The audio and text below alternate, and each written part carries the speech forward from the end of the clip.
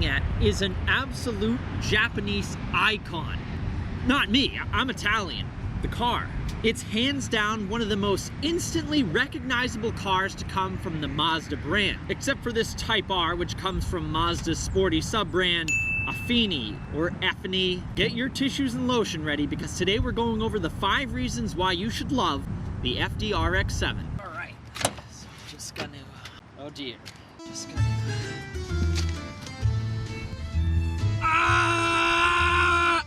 nope, it's true. Oh God, now my shoe's stuck. Whew. Just, yep, nope, now it's stuck under the door. Let's see, this one, oh, that could be the stuff right there.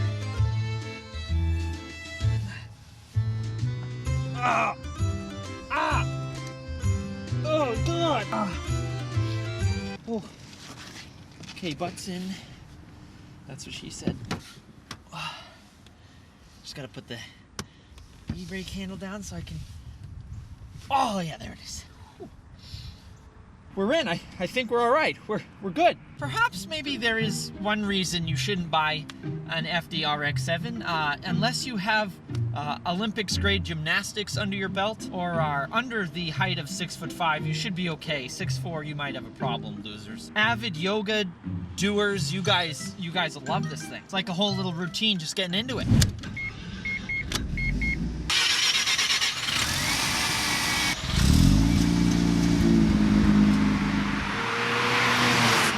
Now first, of course, is the sound. Just 1 second. Prepare yourselves.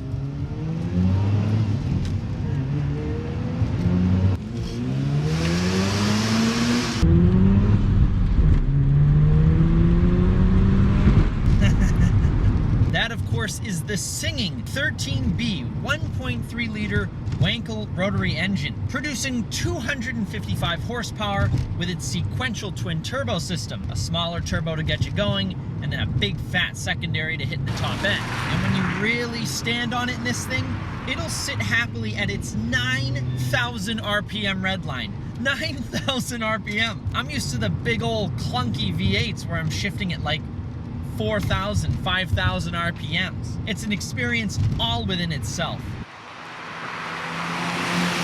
Now the next reason is its affordability and investment potential. This is a lot of car for the money.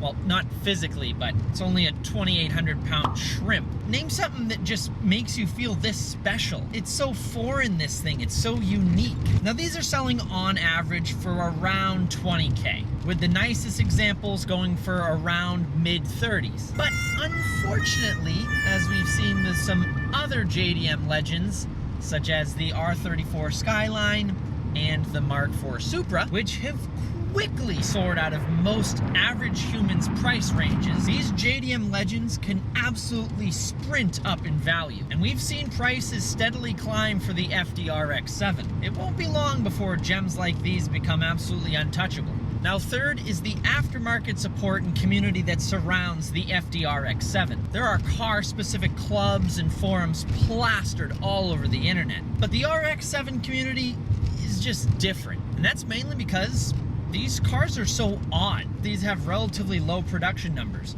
There aren't a ton of these out there. And they don't share any components with any other vehicle. That means in the online world, there's a very small, tight-knit community around these things. It's filled with RX-7 owners ready to help troubleshoot any problems that you may have with these.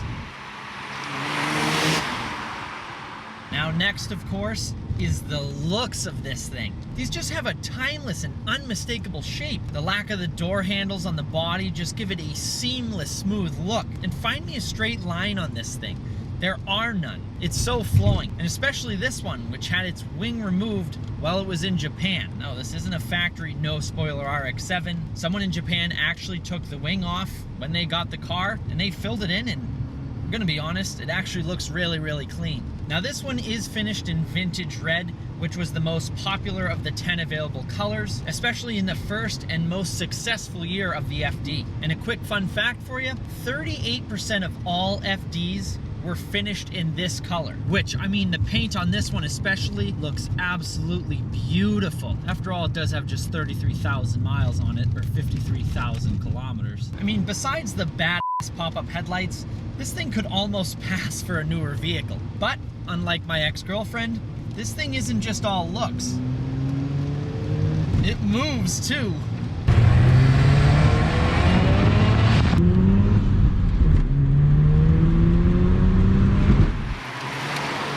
Which, before I get arrested, brings us into my next point, the performance. This thing is properly quick. Because of its helium light 2,800 pound body, this thing has a sub 5 second 0 to 60 time for a 1992, which kind of makes you less mad that this thing sucks down fuel at the same rate as a big block V8.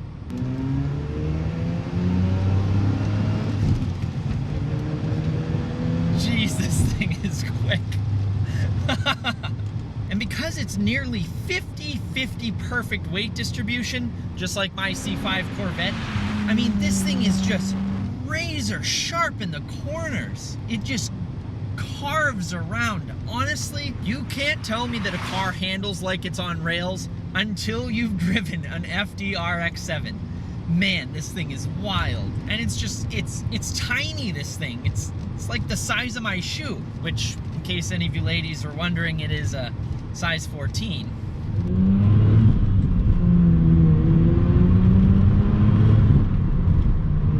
This thing is an absolute blast to drive. Once again, a massive shout out to my friends at Northeast Auto Imports for allowing me to drive their 1992 Mazda RX-7, or Effini, I'm so sorry. I'll include a link for them down in the description below so you can check out their extremely wide array of JDM vans, cars, trucks, everything JDM. Be sure to follow my Instagram at DriveHub__ for updates before YouTube. But I will see you guys in the next video. Happy motoring. Oh my God, what kind of noise was that?